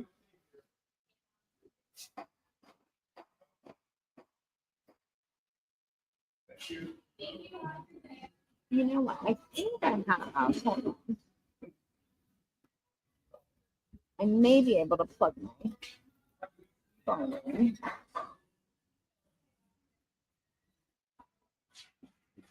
Yeah, I have a charger. Can you still hear me? Let me know.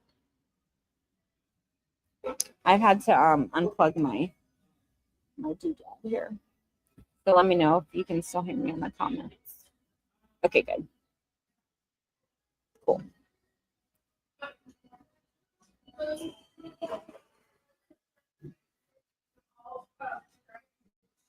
All right, I'm gonna change mine.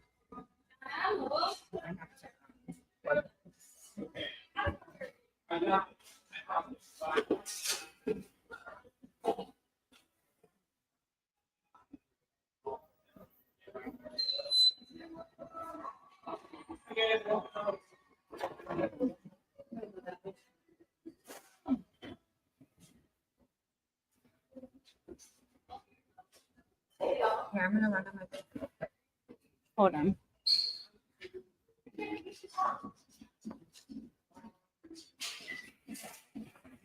I'll be right back.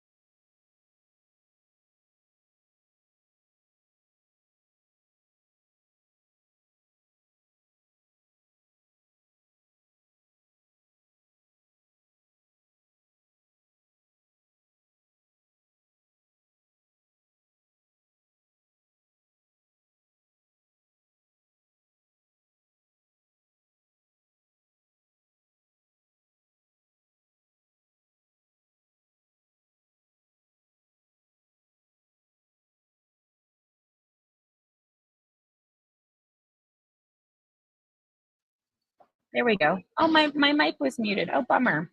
And so I'll have to go back and hit that. I didn't even know my mic was muted.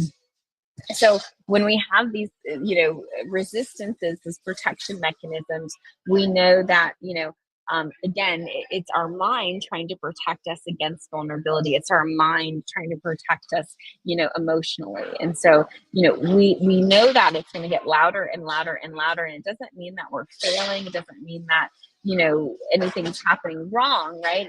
But our minds will go into, this isn't working, and I already know this, I don't have time, and I'll start Monday, and maybe all these things, right? So these are just the signs that transformation is happening, the signs that we're in a breakdown. And so when that resistance intensifies, again, the deeper the breakdown, the deeper the breakthrough. We want to have compassion through the resistance instead of fighting it. So we just want to observe it, right? It's like a dear friend. And then eventually we're going to honor that friend, and eventually we're going to ask that friend to leave because that friend no longer serves us. There's an integration roller coaster that occurs quite a bit in the process. Hold on. Let me see. All right. So what kind of shows up for us is, the emotional waves, crying, numbing, anger, that's stored trauma that's coming to the surface, right? Forgetting content or forgetting practices, that's the nervous system being overloaded. That's a sign of too much, too fast. Avoiding the material, when you just, you blanked out, you don't want to look at it, you don't want to participate, you don't want to show up. That's a subconscious fear of change. Jumping into, it's like, oh, I'm going to go get this course or that course or this course.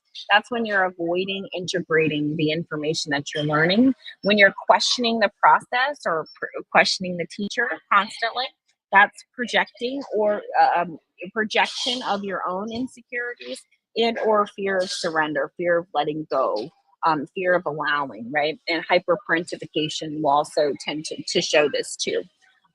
Sudden clarity or energy spikes, that's the nervous system actually having a breakthrough.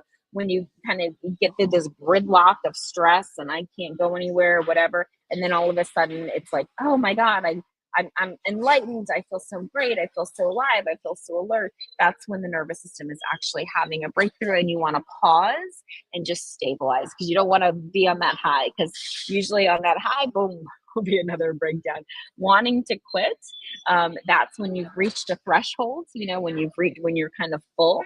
And so in those cases, just breathe, reflect, and then return when you feel safe again. So those are some of the things that may show up for you in the process of integrating in all of this amazing, wonderful new information. Remember, the path of healing is not linear, right? It's going to be all over the place, up and down. And so understanding what's actually coming up in integration, these are the natural parts of transformation. And so please honor yourself in the process, whether you're having emotional waves or you're forgetting the things that we've talked about, or you're avoiding the class, or you're already like, oh, let's get into intro to two, or, I haven't had a whole lot of questioning, of me, but I have had that in the past, right? Where it's like, now all of a sudden they're a researcher, I'm like, wait a second, you're not, I get it, we're all teachers, we're all students, but, there's some, fundamentals, and that's just people that are afraid to be vulnerable, afraid to be coachable, etc.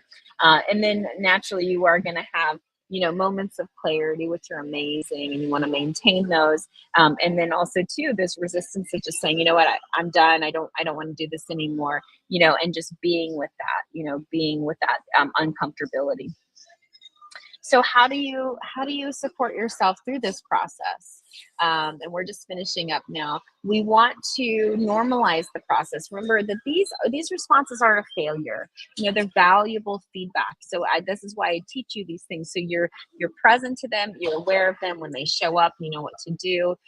This is about honoring your resistance. It's a natural part of the healing process. Honoring our breakthroughs or breakdowns just as much as our breakthroughs. And we want to slow the pace down, because too much learning doesn't create an intentional space for us to live, us to breathe, but more importantly, for our nervous system to catch up. And so we also want to be curious, right? Curiously engaged. So what am I learning? What's underneath that? What am I seeing here? What is this trying to tell me? And approach the uncomfortable moments with gentle investigation rather than judgment.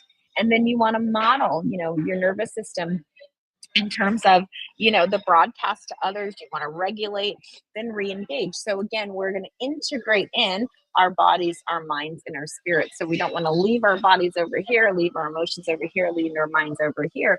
We want to be present to what our minds are telling us, be present to our emotional state, and then naturally, inevitably be present to our nervous system. All right, so failure. Okay, let's touch on this before we go. So failure, right, is a process, right, of learning and discovering. A failure is not an indictment on your character or your personality or your ability or brilliance or any of that, right? So failure isn't a judgment, it's a system requesting integration instead of pressure. It's a breakdown in performance. So when we see failure, we want to a lot of times failure signals, that we refuse to start unless it's perfect, or we ghost after we make a mistake, or we shame when we fall off, we beat ourselves up. And so in this space, we fail forward, right? We don't shame. So what does that mean, failing forward, right? Instead of, we see failure as a breakdown in performance. It's just what we're learning, right? And so as we're learning, what we do is we see it for what it is. It's a misstep, or it's a step in the journey. We don't shame the stumble, we study it. So we stop and we get curious. Okay, what was this failure teaching us? I've owned 7 different companies at this point, and each time I failed different things, I've been able to go back and self-examine. And so when we create spaces where failure is an expected part of the journey, where you fail a million times, it's welcome, because that's where you develop your greatest teachings and your greatest mastery. So we're going to reframe out that this is a teacher. Failure is a teacher. It's not an indictment on our character or who we are, because I know a lot of people have, failure challenges. We're also going to look at imposter syndrome, right? So this where we feel unworthy, right? We don't feel worthy to heal or teach. I could never, right? I could never do what Dr. Steele does, right? That inner voice, who am I to do this work? Or I'm not healed enough to help others, or any of these other, little things that we say. These are trauma responses triggered by being seen, by being heard, but also being responsible and being cause in the matter. So now you're taking your wounding and you're transforming your wounding into lessons, into teachers, into that higher state of consciousness. And so that can trigger a lot of fear, because, oh my gosh, people see me, people hear me, people are with me. And if they see me, what may they do? What will they judge me? What will they say? How they respond? And so also too, some of us avoid responsibility because we don't want to be seen. We don't want to be heard. And so we've learned to invalidate ourselves early on. And so early invalidation of your self-worth does lead to imposter syndrome. Who am I, right? So you're not an imposter, you're becoming, you're transforming. Every single day, we're transforming and we're becoming. And so growth can feel super awkward before you have taken it in, right? Again, you don't go from 0 to 60, right? It's going to take some time. So you don't need to be perfect. In fact, I love messy, right? And the reason I love messy, because it shows that you're actually doing the work. It's about being fully present and being in practice of this, right? The messier it is, the more, jewels and gifts and tools you're going to pick up along the way, that you're going to be able to help others and teach others. So definitely know that however you greet this work is perfect. And so there are people out here who are going to be equal or greater messier than you.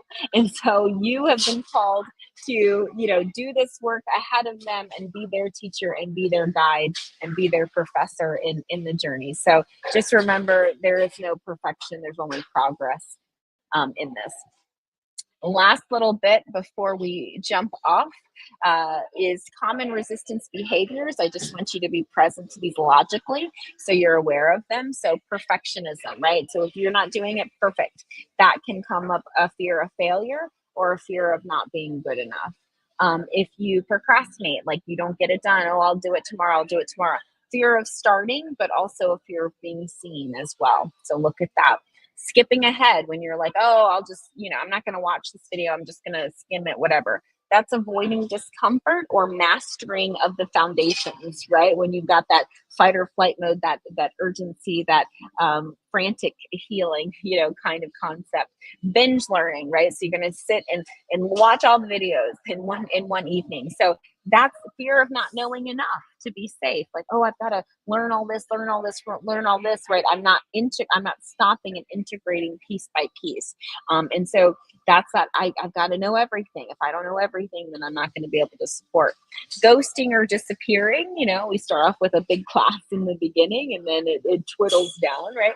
And so those people, really struggle with shame, overwhelm, and fear of being judged. Oh, I missed a week, I missed a class, I didn't do this, I didn't do that, right? A constant asking for validation. I haven't really seen a lot of that, but this is a lack of self-trust and unresolved trauma when you need somebody to constantly say, you're good enough, you're good enough. Oh, you're doing good, you're doing good, you're doing good, right? Questioning or resisting the structure. Again, we haven't gotten a lot of that, but these are fear of surrender and, again, autonomy wounds. And so we want to observe these behaviors without judgment. This is why I'm going over them with you, so that you can witness these behaviors within yourself, but also be aware of that when these patterns come up. And so these patterns can really provide insight. Remember, when we're working with people, it's not just about what they're saying, it's about what they're not saying or they're not doing as well. That gives us a window into, really what's going on with them.